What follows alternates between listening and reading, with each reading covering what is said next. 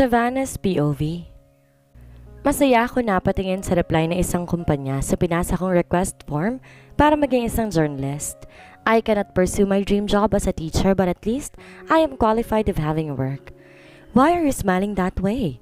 Natigilan ako na marinig ang boses ng asawa ko na bagong labas nang galing ng banyo.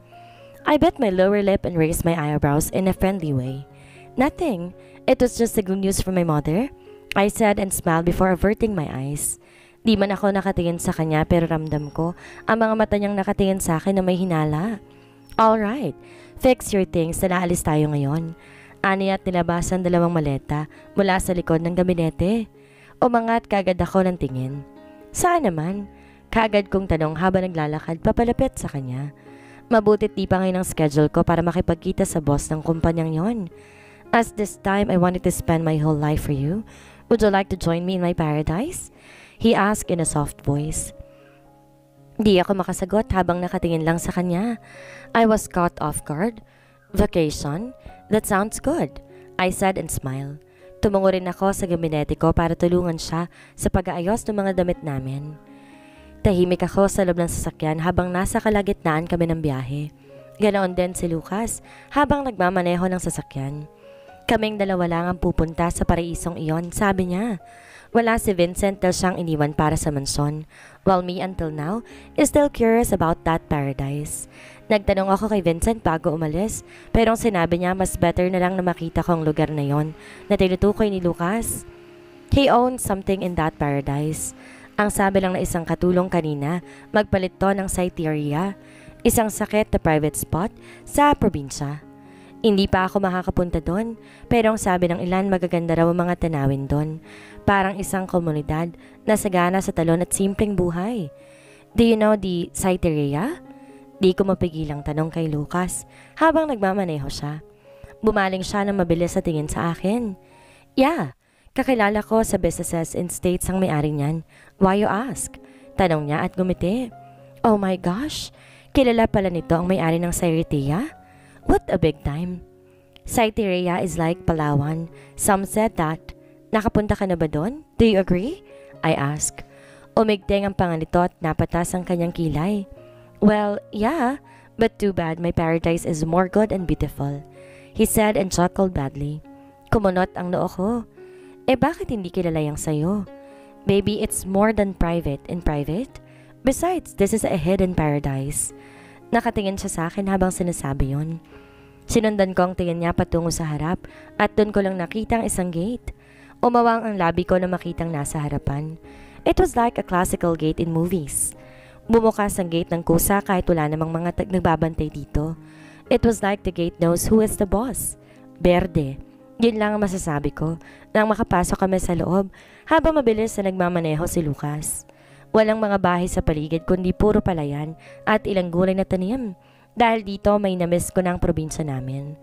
Wala akong masabi hanggang tumigil ang sasakyan ni Lucas sa harap ng isang daungan. Sabay na rin kaming lumabas habang may umaalala naman sa mga bagahe namin na ilang mga tao. Is this yours or we're just visitors? Medyo may kalakasan kong tanong habang naglalakad kasunod sa likod ni Lucas. Malakas kasi ang hangin sa buong paligid. You will know, he said and grabbed my hand. Pinagsalikop niya mga daliri namin habang naglalakad patungo sa isang bangka. Naku boss, masaya kaming makita ka ulit pagkatapos sa ilang taon. Sino pang babaeng kasama ninyo? Tanong ng lalaking namamangka. Naiilang akong ngumiti sa kanya habang dahan-dahan kong niyuko ang ulo. Asawa ko po, Mang Kanor. Tugon naman ni Lucas. Alam ko dapat normal lang sa feeling kapag sinabi niya sa iba na asawa niya ako, pero hindi ko alam kung bakit sobra ako naiilang. Siguro dahil ngayon lang kami nagkita, tsaka dahil first time ko makipagrelasyon at maging close sa isang lalaki. Nakita ko kung paano nagulat ang matanda, pero unti-unti itong ngumiti sa akin. Ang sabi niya masaya raw siya para sa amin ni Lucas. I was a child since my mother and father also bring me here. Hindi pa ganito kaganda ang dagat at paligid dati. But I promised my mother that I will improve this someday. Kwento sa akin ni Lucas habang nakaupo kami sa bangka. I never imagined na magiging open siya ng ganito sa akin. But this is good. It was like we are knowing each other kasi in the first place, hindi namin kilala ang isa't isa. I bet your mom is so proud. Nasaan ba siya? I asked.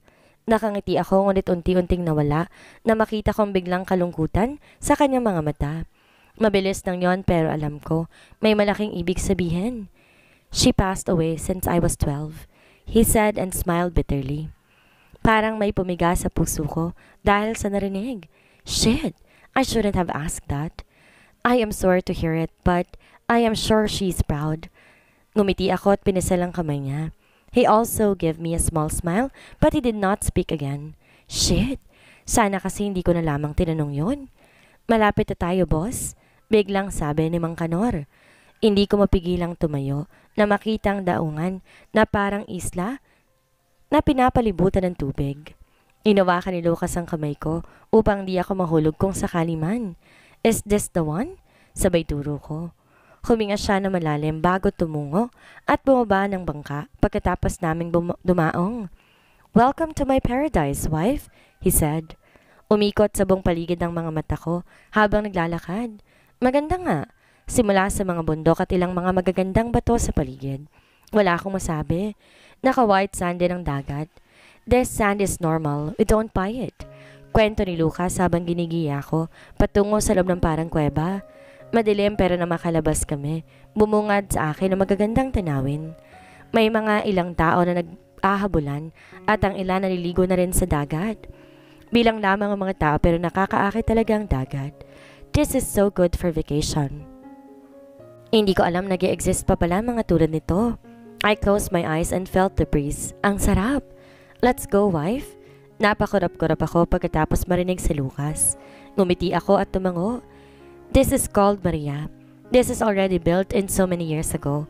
Maria is the name of the former wife of Mr. Luki. The history of this island is so good and low-key.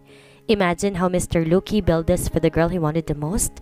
Not until one day, Mrs. Santillan was reported gone. Kwento ng isang tourist guide sa isa sa mga bagong dating. Tumigil na rin ako para makinig. Wala si Lucas dahil may tumawag kagad sa kanya na kailangan siya yun sa opisina ng islang to. Pero okay lang naman sa akin dahil hindi naman gaano nakakalito ang lugar dito. Kagaya ng dati, biglang bumalik sa dati ang islang ito. It was neglected again and Mr. Luki did not come back. Naging tahimik ulit ang isla at umalis na ang ilang trabahador but this is not how the Isla Maria end. Sabi nito at tinuro ang magagandang tanawin. Lahat ng mga tao ay napapasingap na makita ang estruktura ng babaeng may hawak na bata. Wait, is that Maria and Lucas? Napatakip ako sa bibig ng Maria Lies ang estatwa ng isang nanay at anak. Maria and Luki had a child, a boy. He came back and improved this island 5 years ago and still now. Who knows? Maybe he did this also for someone. Malay nyo, biglang magbago ang pangalan ng isla. Lahat ng tao, pumalakpak at napasinghap. Ang iba'y naiiyak sa kilig. Ang swerte naman palang magkaroon ng isang Santillan. Imagine, magpapagawa ng isla para sa'yo. Abat ko akong babaeng gusto nun. Magpapawasak ako ng mani sa ibaba ng lalaking yun. Lahat ay tumawa dahil sa sinabi ng babae. Nagkagulo at sinabing, hahanapin na si Lucas at magpapawasak. Pero ako naman halos hindi makagalaw. Sigurado akong namumulangin ang aking pisngi. 5 years ago? Ayoko maging assuming pero 5 taon na rin nakakalipas nang ikasal kaming dalawa. Kung sakaling totoo, ginawa niya ba yon para sa akin? Natulala ako dahil sa sobrang overthink bago dahan-dahan nag-alakad paalis doon dahil baka kung ano pang maisip ko. Pero mas marami magkakanara pa kay Lucas ngayon lalo na't alam na ibang babae ang mukha niya at kung sino siya. Savannah's POV. Hey, slowly wife? Kaagad na sabi ni Lucas na makita ko. Hinihingal na nakalapit sa kanya dahil sa katatakbo. Akala ko talaga hindi ko na siya maaabutan dito malapit sa dagat. Walang signal. Kailangan ko yon. I said and raised my phone again. Sobrang hina talaga pero kailangan ko maghanap dahil baka hindi pa na-approve ang request kong magpa-extend ng final interview ko bilang journalism. Why? Don't tell me you have a text mate. I looked up as I heard what he said. Seriously? At bakit parang kasalanan ko pa? I am not a high school student, okay? So don't ever think of that kasi hindi ko magagawa yon habang buhay ako, okay? Hindi ko mapigilang umirap sa kanya dahilan upang mapaawang ang labi niya. Duh! Great!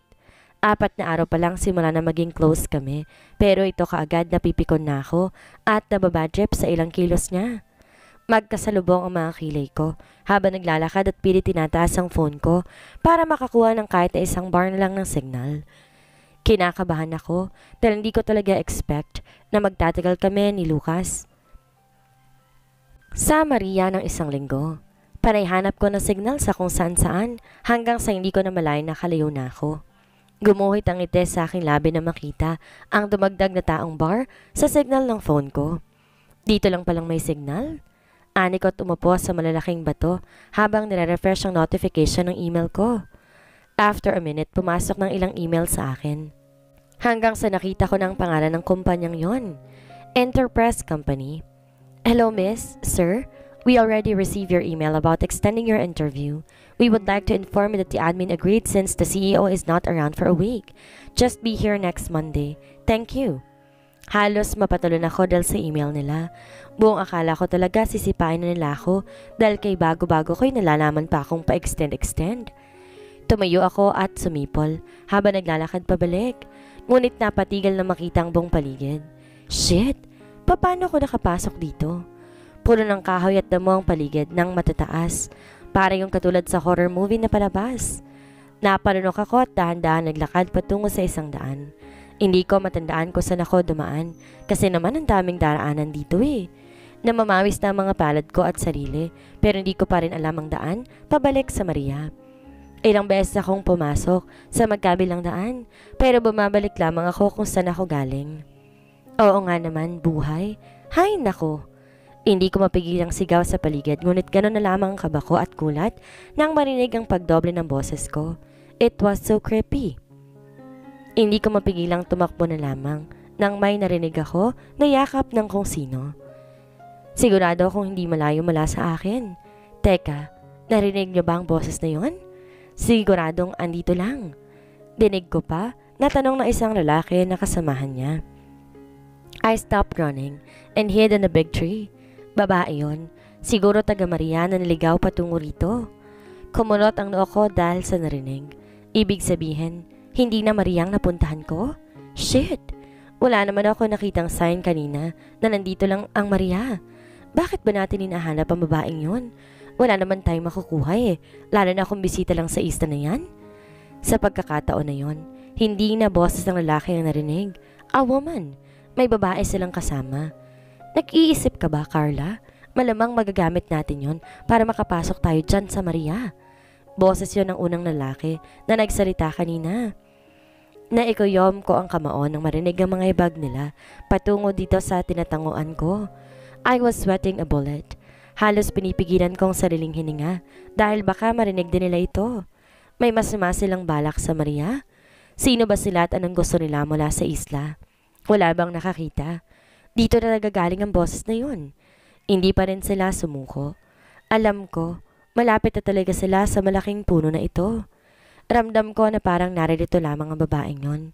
Sige lang, maghanap pa tayo. Umusog ako ng kaunti nang marinig ang sinabi ng isang lalaki at dahil doon, hindi ko inaasang makaapak sa mga patay na dahon. Unti-unting namilog ang aking mga mata kasabay ng pagtunog nito. Wala ako nagawa kundi lumabas sa puno at humarap sa kanila. Kagaya ng inaasahan ko, malapit lang talaga sila sa puno kung nasaan ako. Habol ko ang hininga na nakatingin sa kanilang apat. Pati sila ay nagulat at hindi rin makagalaw. Hi, naliligaw ako at di ko alam kung paano bumalik. Can you help me? Kinakabahan kong tanong. Ang isang lalaki tumingin sa mga kasamahan niya, kasabay din ang pag-atras nito. Kunin niyo siya. Ani at biglang sumugod sa akin ng 3, kaya naman mabilis akong tumakbo paalis doon. Hindi ko alam kung saan ako dinadala ng sarili kong mga paa, pero wala akong pakialam kundi tumakbo ng tumakbo dahil sa takot. Tumakbo ka pa, hindi ka na makakatakas? Sigaw ng babae sabay tawa. Lahat sila tumatawa na nakasunod sa likod ko habang tumatakbo rin ng mabilis. Kung pwede lang, ibalik ang oras talagang gagawin ko. Aakit talaga ako ng puno para hindi niya ako makita pa. Tumigil ako na makitang nakalabas na ako sa kuweba na yon at bumungad sa akin ang malawak na dagat. Pamilyar sa akin ang paligid at kung hindi ako nagkakamali, dito ako dumaan kanina. Ayon siya. Bilisan nyo! Dinig kong sigaw ng lalaki. I quickly ran again. Tumakbo ako pabalik kung saan ako galing. But suddenly I stopped as I realized something. They won't kill me kasi ang daan lang ng Maria ang gusto nila. And if I run and run to the Maria, they will know where it was. Sigurado akong matutuloy nilang masama nilang binabalak. Nilunok ko ang sariling laway at kagad humarap sa kanilang apat na ngayon nasa likod ko na. Habol din nila ang sariling hininga habang nakasalubong ang mga kilay sa akin. Ano bang gusto ninyo? Tinago kong sariling kaba habang hinaharap silang apat. Walang nagsalita hanggang biglang naglabas ng isang lalaki ng patalim at itinutok iyon sa akin. Isama mo kami sa Maria. Kailangan namin makausap ang nagmamay-ari nun. Aniya sa matapang at malalim na tono. Hindi kumibo ang iba pero sumang-ayon na rin sa sinabi ng leader nila.